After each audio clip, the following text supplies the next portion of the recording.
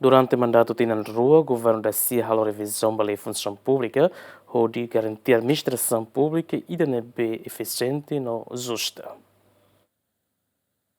E a terça semana, né, secretário de Estado de Comunicação Social realiza o programa Meet the Press para a edição da Hito, o tópico Desempenho do Governo da CIA para a Governação Tinan Rua. E o programa Meet the Press, né, vice-primeiro-ministro, ministro Assuntos Econômicos, no ministro Turismo no Ambiente, Francisco Calbuadilai, sai são fontes importantes, onde qualia com a administração no economia railaran e o mandato do governo da CIA durante Tinan Rua. Calbuadilai afirma que o governo foi prioridade a atuadia a administração pública, a revisão da lei função pública, onde garantia a administração pública e da nebe eficiente no justa, baseada no mérito. Laos kata jode pe taxa, ita depende taxa mai atual fali desenvolvimento governativo né. Mas bem, e o mundo toma ideia, atu implementa kata taxa né e a nação rototo iha. Mas bem, se regula o lei e dida depende da nação e dida né.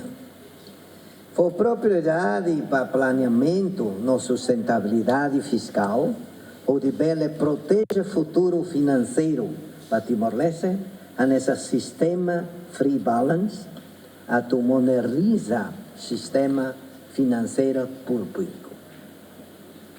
E a infraestrutura no desenvolvimento nacional, o governo investe em energia elétrica, a tu bele for eletricidade bato áreas rurais, no ba população siranebe se dá acesso à eletricidade. A reabilitação de estradas nacionais ou municipais a tu facilita a transportação ba ema nona sasan. Construção centro de saúde na escola. A tu bele for acesso na qualidade ba serviço básico. Proteja a Crete Sunrise, mas a prioridade estratégica nacional, o governo garante que benefícios, os recursos irané se for diretamente para o povo timoruan, Hutu. E com mais, nessa educação, juventude, o capital humano, e também recurso humano.